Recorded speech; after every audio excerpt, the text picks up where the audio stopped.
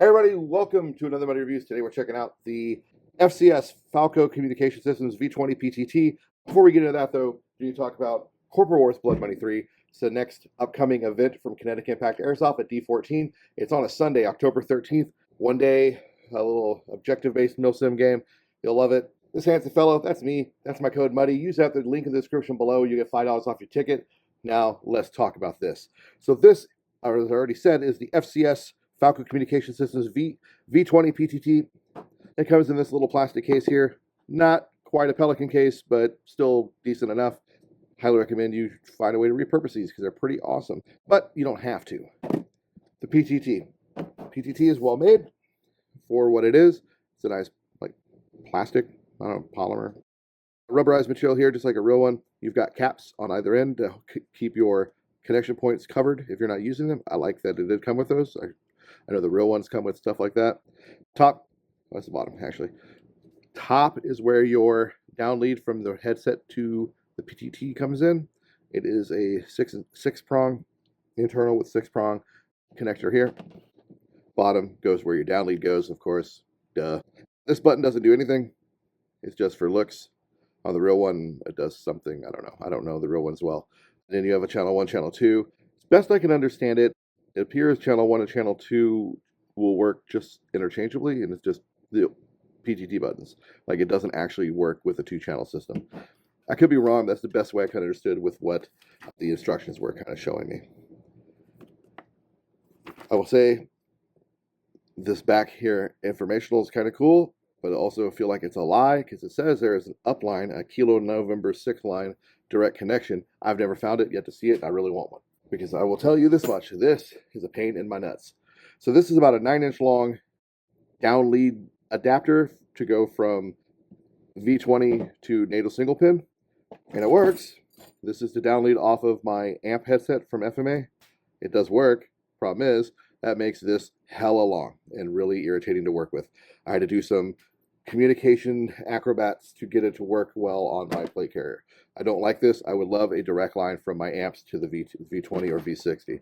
Down lead is nice. The down lead is for a Baofeng, so it is a Kenwood pin at this end, and then this is the V20 connection at this end.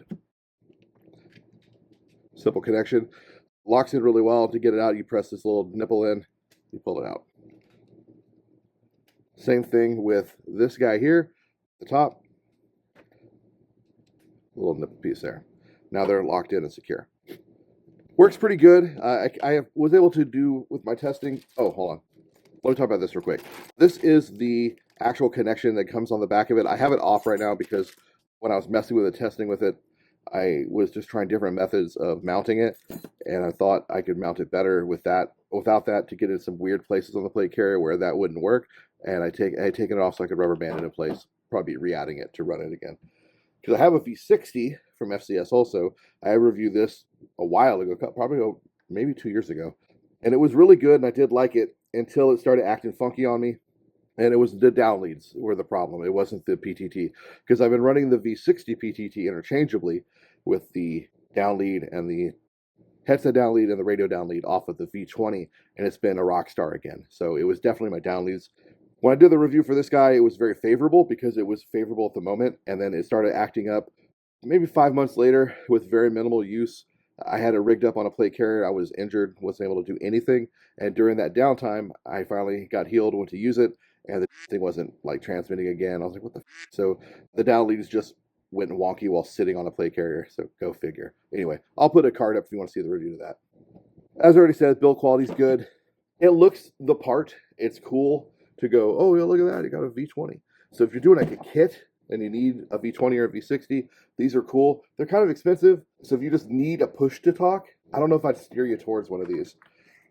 These headsets here, so this is a reproduction Comtac 2 on my son's helmet. They will not function with the push to talk at all. They are not to standard military spec. They're civilian wired. The PTT needs a military wired headset. I was able to confirm that during our testing because I used the amps that I got, the FMA amps, and they worked fine with it. That I couldn't get the Comtac repros, any of the Comtac repros we own, to work with it. And then I used my real Comtac 2s, my Australian Commando Comtac 2s, the dual wires. Was able to use the NATO down lead on that. and it transmitted clear and fine. So you absolutely need a military spec headset in order to run this push to talk. But it worked great with the Baofeng. That was not an issue. It was just from the headset to the PTT. Overall, not the most expensive PTT I've ever seen. Definitely not the cheapest. As I already had stated, if you're just looking for a push to talk to use with your airsoft gear, you might not want to spend this money. If you are looking to upgrade or utilize a real headset with your airsoft kit, this is one of the cheaper options out there, unless you can find a PTT like on the used market, like a U94 or a Peltor style, which those lock you into a radio like the TRI 152. Those lock you into something like this with a real military 6-pin, and that kind of keeps you going, oh, I'm stuck. So you're stuck with this. This gives you the option to run one of these or a Baofeng. So that is kind of cool. So if you run a Baofeng and a real headset for airsoft, prepared citizen, shooting, whatever, you might want to look into one of these. They'll be pretty cool. Or even one of these. Will they have the same exact functionality that a real Invisio has? Absolutely not. This one, I have never been able to fully confirm the channels options. I believe it does, but I've never been able to actually test it. I'm still on the needing to figure that one out because I've only used it with a single radio. But it did work really well, and it looks fantastic, and it's beefy. This is a lot less beefy, meaning it'll fit more places and be a little more comfortable on a wider range of setups. Yeah, that's it, guys. That is the V20 in a nutshell. Is it a good PTT? Yes, if you have a military wired headset. Does it work? 100%. Sent and received beautifully. And is it versatile? Kind of. Yeah, actually, yeah, because you can get NATO 6-pin down leads for these two from FCS or FMA. I think it's all going to come down to whether you have enough coin in your purse in order to afford one of these, or if you just want to stick with your simple, cheap Baofeng U94s that you can get for like $7 to $15 on Amazon. All right, that's all I got, guys. Thanks for watching. I hope you got something out of this review. As always, man, get out there, play some airsoft, LARP smarter, not harder. And I know there's going to be at least one of you possibly out there that's going to be like, you didn't show me the internals, and I'm mad. Well, tough. I don't want to open it up, so figure it out. Anyway, take care.